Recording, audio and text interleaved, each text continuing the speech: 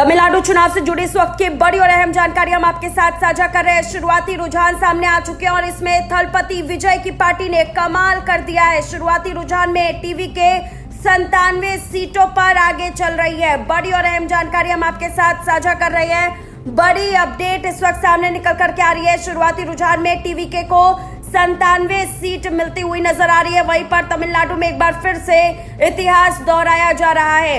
DMK Congress गठबंधन 62 सीटों पर आगे है। वहीं एआईएमडीके बीजेपी गठबंधन 71 सीटों पर आगे चल रही है।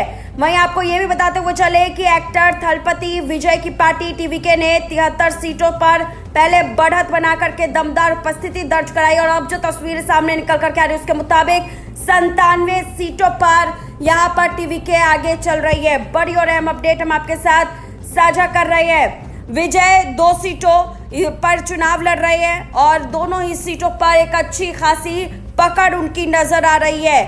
बड़ी जानकारी हम आपके साथ साझा कर रहे हैं। आपको बताते हुए चले कि अभिनेता विजय की पार्टी को युवाओं और पहली बार वोट देने वालों का जबरदस्त समर्थन मिलता दिखाई दे रहा है। तमिलनाडु चुनाव रिजल्ट से पहले ही टीवीके ने संभावित रिजॉर्ट पॉलिटिक्स की तैयारी भी शुरू कर दी है। पार्टी ने महाबलीपुरम के पास एक निजी रिजॉर्ट बुक किया है ताकि जीतने वाले उम्मीदवार को टूटने से बचाया जा सके।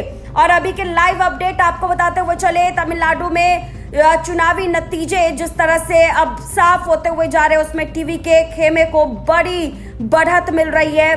यहाँ पर सीधे तौर पर देखा जा सकता है कि बाकी अन्य पार्टियां पिछड़ती हुई नजर आ रही है। टीवीके के तरफ से कई सारी प्रतिक्रियाएं भी सामने आती हुई यहाँ पर नजर आ रही है। यहाँ पर आपको यह भी बता दें कि नतीजे में स्टालिन सरकार के 3 मंत्रियों को छोड़कर बाकी सभी मंत्री पिछड़े वर्ग से है। डाक मतों की गिनती पूरी हो चुकी है और मत पेटियों में दर्ज वोटों की गिनती जारी है। कुल मिलाकर टीडीपी 90 से ज्यादा सीटों पर, एआईएडीएम के 60 से 65 सीटों पर और डीएमके 50 से 55 सीटों पर आगे चल रही है। वहीं रघुपाथी आई और इसके अलावा अन्य सीटों को छोड़कर बाकी सभी मंत्रियों को यहां पर झटका लग रहा है। चेन्नई की सभी 16 सीटों पर टीवीके आगे चल रही है।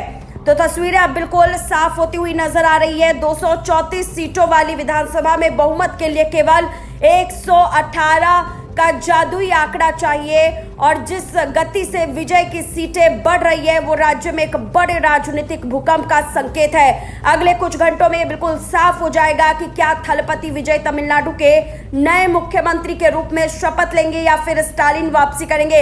लेकिन फिलहाल रुझानों ने उन्हें राज्य का सबसे शक्तिशाली नेता बना दिया है।